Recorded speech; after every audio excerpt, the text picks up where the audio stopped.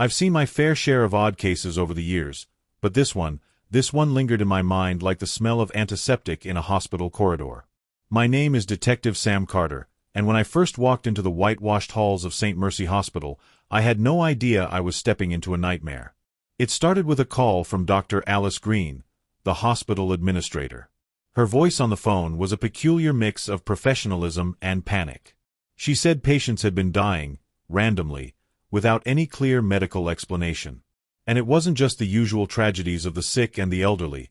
These were patients on the mend, people expected to walk out of those doors. "Detective Carter," she greeted me when I arrived, her handshake firm but her eyes shadowed with exhaustion. "I'm glad you came. The staff is on edge, and families are demanding answers. Frankly, so am I." I nodded, taking in the sterile, gleaming environment. Hospitals always made me uneasy, like I was trespassing somewhere between life and death. "How many deaths are we talking about?" I asked. 6 in the past 3 weeks, she said. "All in different wards, under different attending physicians. It's unprecedented. 6 deaths. That wasn't just a coincidence. My gut told me this was deliberate." I started with the files, poring over charts and reports in a cramped conference room. The victims ranged in age and condition: a middle-aged man recovering from pneumonia, an elderly woman who'd survived a minor stroke, a young mother post-appendectomy. The only common thread was that none of them should have died. I decided to speak with the nurses first. They were the eyes and ears of any hospital, and their observations often went beyond what the charts could show. Most of them were nervous, shifting on their feet and avoiding eye contact. One, a young nurse named Elena, hesitated before speaking. "It's probably nothing," she began, wringing her hands. But Dr. Connors was on call for most of those patients. Dr. Connors. The name rang a bell. He was a highly respected physician, almost a legend in the hospital. I'd seen his name in some of the files but hadn't thought much of it. Still, I tucked that piece of information away. I caught up with Dr. Connors in the cafeteria. He was in his mid-50s, with silver-streaked hair and an air of calm authority. He greeted me warmly, his handshake firm, his demeanor unshakable. "Detective Carter, I've heard you're looking into these tragedies," he said, his voice smooth. "It's terrible, truly. If there's anything I can do to assist, please let me know." "Just routine questions for now," I said, keeping my tone neutral. "You were attending for some of the patients who passed. Did you notice anything unusual?" He shook his head. "Not at all. Sometimes patients take a turn for the worse, even when everything seems fine. Medicine is an unpredictable science." Maybe, but his words felt too polished, too rehearsed. I decided to dig deeper into his background. What I found unsettled me. Connors had an impeccable record, almost too impeccable. No complaints, no mistakes, no controversies. It was as if someone had scrubbed his career clean. And then there was the matter of his sudden move to St. Mercy 5 years ago, leaving behind a prestigious position at a larger hospital. When I reached out to his former colleagues, their responses were evasive, almost as if they were afraid to talk. The break came when the lab results for one of the deceased patients landed on my desk. Traces of potassium chloride, a substance that, in high doses, could cause cardiac arrest. It was virtually untraceable in a hospital setting, blending in with the countless medications administered daily. Now I had a weapon, but I needed proof. I decided to set a trap. With the hospital's cooperation, I placed undercover officers in various wards, posing as patients. We rigged the rooms with hidden cameras and monitored every interaction. Days passed without incident, but on the 5th night, we caught him. The footage showed Connors entering a room late at night, glancing around before injecting something into the foreline of a young man recovering from a minor surgery. He walked out with the same calm composure he'd displayed in the cafeteria. We arrested him the next morning. When I confronted him with the evidence, his mask finally cracked. He confessed, though not out of guilt. It was pride. "They were suffering," he said, his voice devoid of remorse.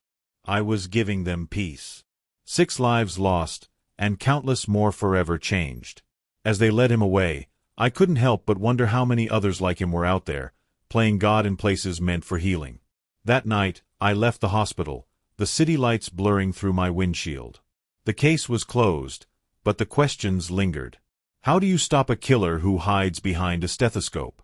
And how do you heal a place haunted by the very hand sworn to save? The days following Dr. Connor's arrest were a whirlwind. Reporters camped outside St. Mercy, families of the victims demanding justice, and staff struggling to come to terms with the betrayal. Dr. Alice Green called me back to the hospital a week later to discuss the aftermath. "Detective Carter," she began, her voice heavy with exhaustion, "I can't thank you enough for uncovering the truth. But the damage... It's worse than we imagined." "What do you mean?" I asked. "More cases," she said, sliding a folder across the desk.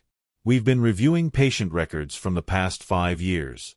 There are inconsistencies, unexplained deaths that mirror what happened recently. We believe Connor's actions go back years." I opened the folder, my stomach sinking as I flipped through the pages. Names, dates, causes of death, all eerily similar to the recent victims. If this was true, Connors had been operating undetected for half a decade. Why didn't anyone notice sooner? I asked, though I already knew the answer. In an environment as chaotic as a hospital, deaths were an unfortunate reality. Most went unquestioned, especially if the attending physician had a spotless reputation. Dr. Green's voice cracked. "We trusted him. He was one of our best." Trust. It was the cornerstone of medicine, the unspoken pact between doctor and patient. And Connors had exploited it in the most heinous way possible. I spent the next several weeks combing through records, interviewing former staff, and piecing together the full scope of Connor's crimes. The more I uncovered, the darker the picture became. There were over 20 suspicious deaths, each meticulously planned, each carefully disguised as a natural decline. One night, as I sat in my dimly lit office, my phone buzzed. It was Elena, the nurse who had first mentioned Connors. "Detective," she said, her voice trembling. I think there's something you need to see." I met her at a small diner on the outskirts of town. She looked pale, her hands gripping a manila envelope like a lifeline. "What is it?" I asked, sliding into the booth. She pushed the envelope toward me. I found these in a storage closet. They're patient notes. Handwritten, by Dr. Connors. He wrote about what he did. I opened the envelope and pulled out a stack of papers. The notes were meticulous, each page detailing a different patient, their conditions, and the mercy Connors believed he was granting them. My hands shook as I read his words, the cold detachment in his tone sending chills down my spine.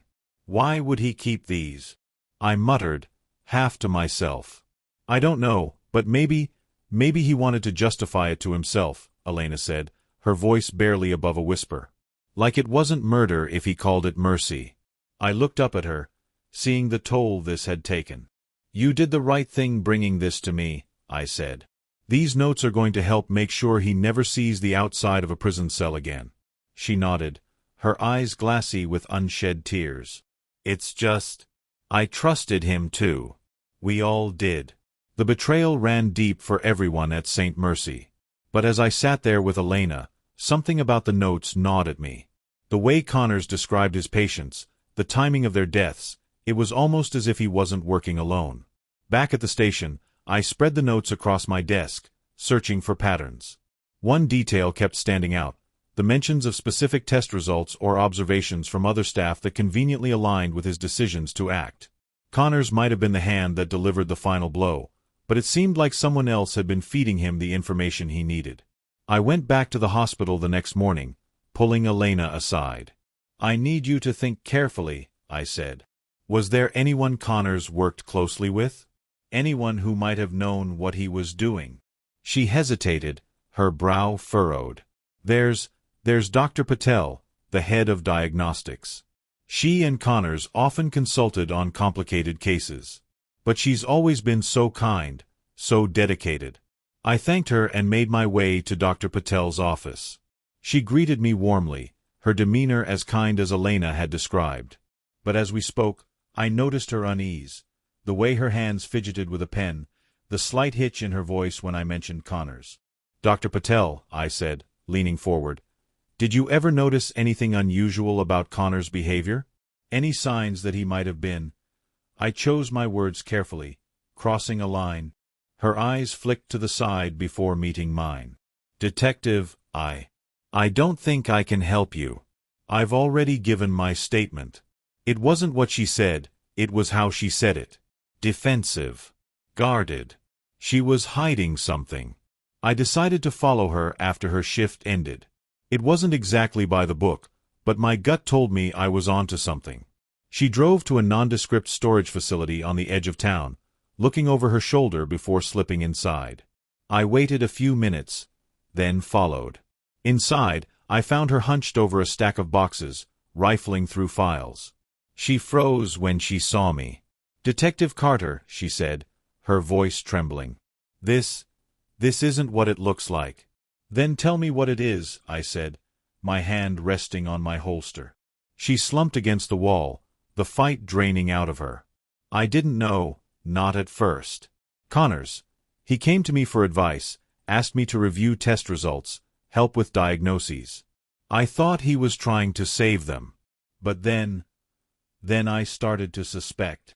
"And you didn't say anything?" I demanded. "I was scared," she whispered. He was powerful. Respected. If I'd accused him without proof, it would have ruined me." Her fear was palpable, but it didn't absolve her. "You still helped him," I said. "Whether you knew it or not, you were part of this." Tears streamed down her face as she nodded. "I know. And I'll do whatever it takes to make it right." Dr. Patel's cooperation led to the discovery of even more damning evidence. Records she had kept, emails exchanged with Connors, all pointing to a twisted partnership born out of fear and manipulation. Connors had preyed on her insecurities, convincing her that his actions were justified, even noble. In the end, they both faced justice. Connors was convicted of multiple counts of murder, while Patel received a lesser sentence for her role, her cooperation earning her some leniency. But the scars they left on St. Mercy Hospital, and on the families of their victims, would take much longer to heal. As I stood outside the courthouse after the verdict, the cold winter air biting at my skin, I thought about the fragility of trust. It was the foundation of so much in our lives: relationships, institutions, society itself. And when it was broken, the cracks ran deep. This case had been a nightmare, but it was over. Or so I told myself as I walked away, the weight of those cracks pressing heavy on my shoulders.